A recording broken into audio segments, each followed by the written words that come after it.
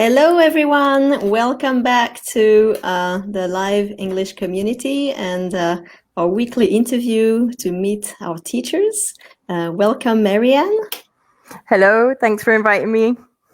Hi, Marianne. I know you've been an English teacher at Live English and also in different places for a long time. Can you tell us a little bit about how you got into teaching online or teaching English and what you like about it?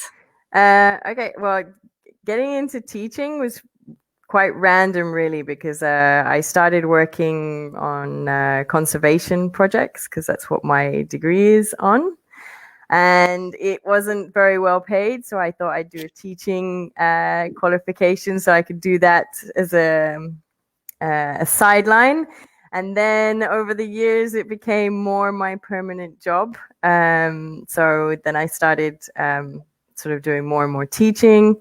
And it just naturally progressed onto online, I think, as, online and blended learning became more and more popular. And, business people have crazy schedules. So online learning became more and more popular. And I think I remember doing a search for online classes and I found you guys and started that way. Yeah, so you started at Live English, I don't know, like 10 years ago, something like that. Probably, yes, about Yes, 10 years ago, yeah. and you were in Mexico at that time, right? Yes, yeah, I was teaching in Guadalajara. So you had it was a good way for you to travel and to give your knowledge to other people through the internet. So It also kind of allowed me to, I suppose, to work different schedules because with you guys, I was working with European students in European schedules, whereas in Mexico, I was working with the Mexican students. So it also gives you new challenges because different nationalities give you different challenges, different things that you have to learn about the type of mistakes the students make. right. And then you stopped. I don't know. You did other things, and you came back to Live English when you were in Spain. Yeah. Basically, because I had a lot of work because I went from teaching and then I was recruiting teachers and training teachers at my language academy, and it just was impossible to juggle everything and maintain everything. So I took some time out, and then I was like, wow. Let's see if they're still looking for teachers. And so I started back. I think September last year. I think it was, or maybe a bit earlier. I don't know. I'm very bad with dates. And so now you were in Spain, and now you're in Canada. Like you're a traveler, right? Well, that's the whole thing. You need to do that when you're an online teacher. That's the whole benefit, the perks of the job. You can teach anywhere. But yes, right now I'm just outside Toronto in Canada. Okay, but you're not Canadian. No, I'm not Canadian. I did get a I am Canadian T-shirt yesterday because we had Canada Day. So. Right. So no, I'm not. I think our teacher Shane had a club session last night, and he spoke about Canada Day. I thought you were going to say he wore the T-shirt. No. Anyway, so tell our students, our people are watching us. I see, by the way, there's a couple of people watching us, so you can say hello. We'll be happy to hear from you. Anyway, so tell us where you're from and why we can't really. I mean, I'm very bad with accents, but we don't really have a specific accent. Nobody places my accent. It's I was born in London, so I'm originally from London, but my mother is from Colombia. So part of my childhood, I grew up in Colombia. And since the age of, I think, 17, 18, I've always been moving around. As you said, I lived in Mexico, I lived in Spain. So I think my accent is just kind of neutral. It's never really developed a strong regional accent. I can put on the very British accent sometimes if the students ask, but it's kind of a neutral accent. Right. Okay. And what do you like you have a lot of students from many different backgrounds, and I know you like teaching a variety of students, people who are, who want conversation lessons, people who want business English, want to prepare for job interviews. Like what kind of tips would you give to our students who want to improve their English? One of the biggest tips I give is just don't take it so seriously. Like don't, so many students are terrified to speak because they're terrified to make mistakes, and some of my best students are the ones that just blurt stuff out in class and they learn through their mistakes, or they're like, oh, I actually got that right. They, sometimes you have to be a bit like in children's classes where they just have no fear of making mistakes or saying something silly. They just speak. And I think that's one thing that sometimes stops some students, especially students who want to improve their fluency, is they're so concerned about every single word and structure being correct. And this is probably the worst thing for an English teacher to say, but it's true. The main important thing is communicating. We're having a conversation, and then we can work on some, obviously we can give you corrections and feedback, but it's just a conversation. So lose the fear and just, speak, say what you want to say. The teacher's not going to laugh at you. That, this is what I try to tell my students. It's just a comfortable environment for you just to speak and play around with the language. That's the best way to learn, to just experiment. Absolutely. But from your experience, like you have a new student who comes to you and is very rusty, that hasn't spoken English for a long time, and now I think it's time to invest time and improve their English. How long does it take for them to get this confidence, not to be fluent, because it takes a long time to really be fluent in English, but just to feel comfortable speaking English? I think it really depends on the students. I mean, I would say after a couple of lessons, they start to get to know you, and they get used to the whole dynamic of the online lesson, the video, the microphones, and that sort of thing. They get to know you. They realize you're not a monster or anything, and they start to relax. But I also think it's based also on their own experiences. So if they have a good lesson, if they, manage to use new words, or they feel that they had a good conversation, that boosts their confidence for the next time. Right. So, but also as a teacher, we're always there, sort of saying, hey, great lesson. I think it's important to give corrections, but it's also equally important to tell the student when they've done something right, because that helps boost their confidence when speaking. Right. And how do you use the study box for your lessons? Basically, I encourage my students to pick an article before the lesson, and quite often they'll email me an hour, or maybe some are very organized and email me a week before. And we basically start talking about the article. So, why did you choose it? Can you give me a brief summary? I sometimes ask my students to write a little paragraph about the article. That really helps them get a deep understanding of the article, and they talk a lot more and a lot more detail about what they've read. And then we just, it's where the conversation goes. Sometimes it goes completely off on a tangent, or other times we just keep talking about the topic related to the article. Right. Do you have a success story for us, like a student that made a good impression on you? All students make a good impression on me. Of course. No, I mean, there.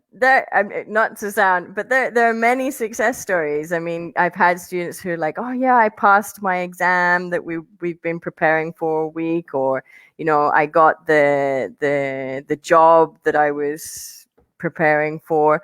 I quite like the ones where my students come to me and like, "Oh yesterday I had a meeting and I was so scared, but it actually went really well. And I understood, and they said this phrasal verb that, we did last class, or they said the idiom that you taught me. And I was like, oh, so I love it when students have that moment, right, where they actually have noticed that what we're doing in class is benefiting them somewhere in their private or work life.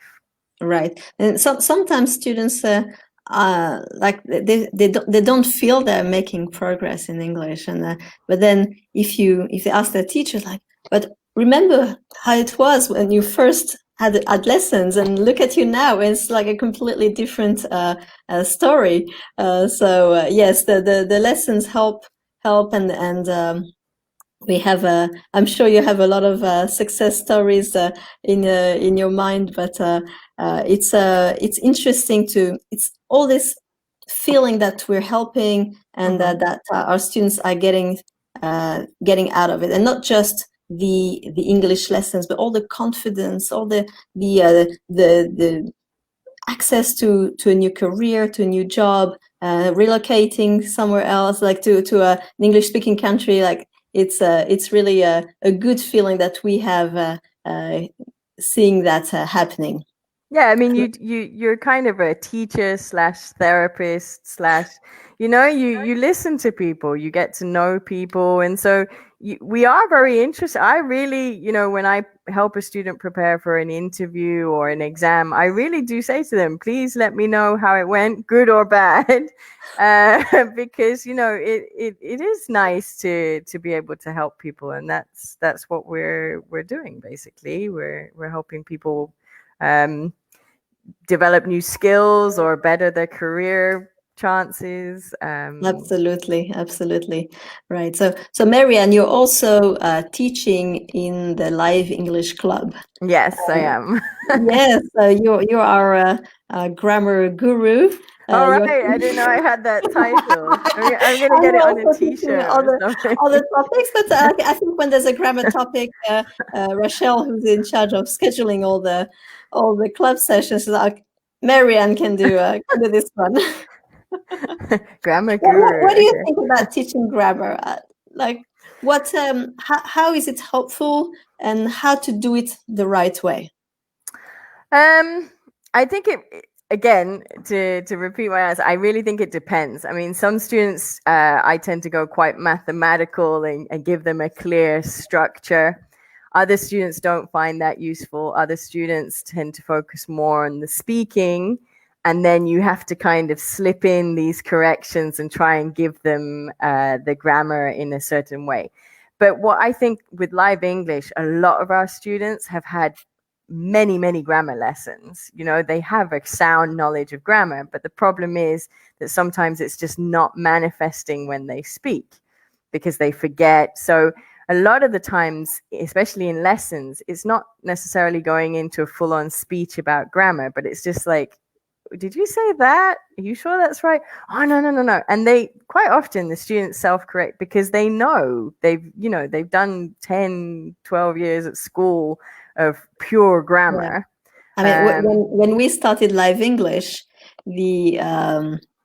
I started with David, my husband, and I'm French, so I know. I mean, we've spent hours and hours learning French grammar and English grammar, and I know all the tenses, the names of the tenses, and all the different things that you need to know in grammar. And I taught my husband all the concepts in grammar, what is present perfect, and what like things that he had never heard of before he started teaching. And so it was quite interesting to see that when you're a native speaker, and especially I think in English-speaking countries, grammar is not the focus, but in European countries, it's very much so. Like you really focus on grammar for your own language, and also when you learn a foreign language. No, as native speakers, we have terrible grammar knowledge. I really was surprised when I first took my teaching certificate. I was like, oh, I don't know any, because it's really, we don't get taught that. So I think actually the students have a lot better grammar knowledge than perhaps, they know all the terminology. It's just a matter of applying it, which could be a bit of a problem sometimes. But also what was really interested in the group sessions is that it becomes more, because you've experienced the language, you know the grammar, the students were more like, well, I've done this, is that right? Or I've seen this. And I think that's quite an interesting part of the learning process, where students start to notice the structures in texts, like in the study box, and then they start to question it and, you know, sort of start to think about the language. And that's when it becomes really interesting. And so there's some of the questions we've had in the group sessions are really interesting and help other students learn how certain tenses or structures are used. Right. But just to tell our students who haven't been the Live English Club, like why haven't you been? When you yeah, also you're yes. missing out. But when you do a grammar session, it's actually fun. Like it's a reminder of the rule. I mean, I know a lot of people hate grammar. Like just the word grammar is like, oh, but it's like you do it in a very fun way. Like you have the explanation, because you need to understand what it's all about, and then it's a lot of practice and discussion that will, you know, around that the grammar topic to help you use this concept and apply it to a conversation. So it's actually quite fun. But you're not just doing grammar, you're also doing the other conversation sessions in the group, like the Live English Club is like we have one grammar session a month, okay, just for those who want some formal reminders of grammar concepts. And we also have, and the other sessions are basically conversation sessions in groups. It could be general English conversation or some business English topics. So I remember not too long ago you were talking about the economy.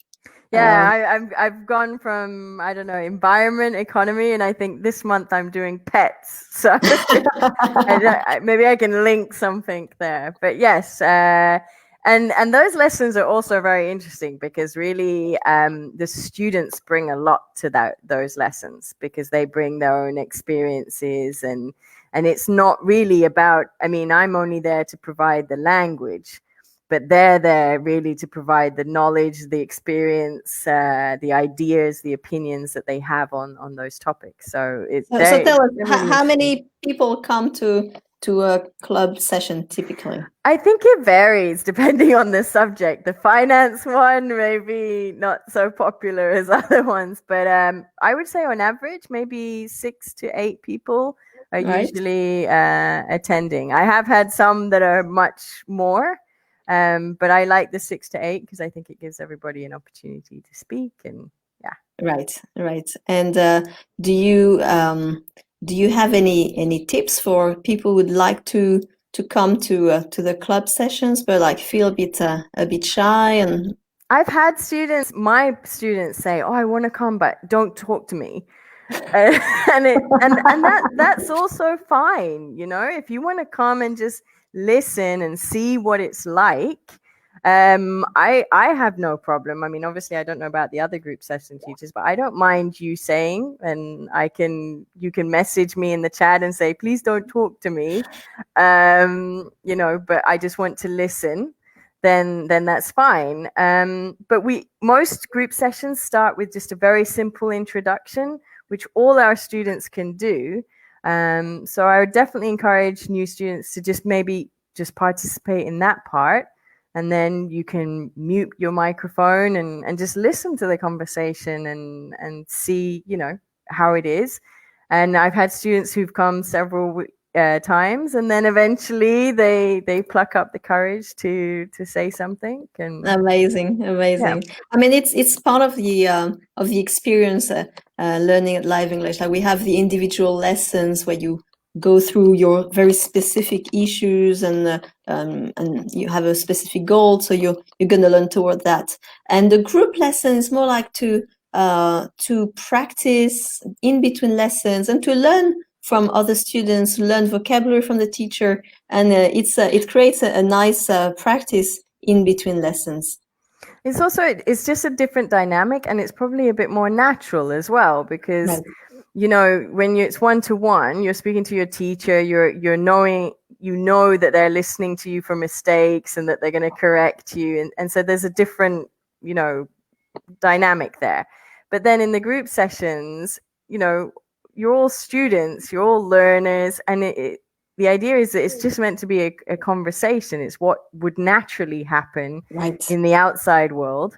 So yeah, it's a different dynamic. It's a step closer to real life in a way. Exactly. So, you know, people interrupt each other, people, you know, ask each other questions about what other people have said. So yeah. Amazing. Great. Well, Marianne, I think we've covered a lot a lot of topics, and it's been very helpful. Lots of tips for our students. Well, hopefully they find them useful. Yes, I'm sure. So thank you very much. You're welcome. And next week we'll have another teacher on Thursday. I'll post who we're going to invite, and to be confirmed. To be confirmed, exactly. And anyway, I wish you a good day, because it's early for you, right? It's still early. Just 8:30 in the morning. Okay. Well, thanks for making the effort to be ready early in the morning. You're welcome. And have a good end of week and a good weekend. You too. Bye-bye. Bye-bye. Bye.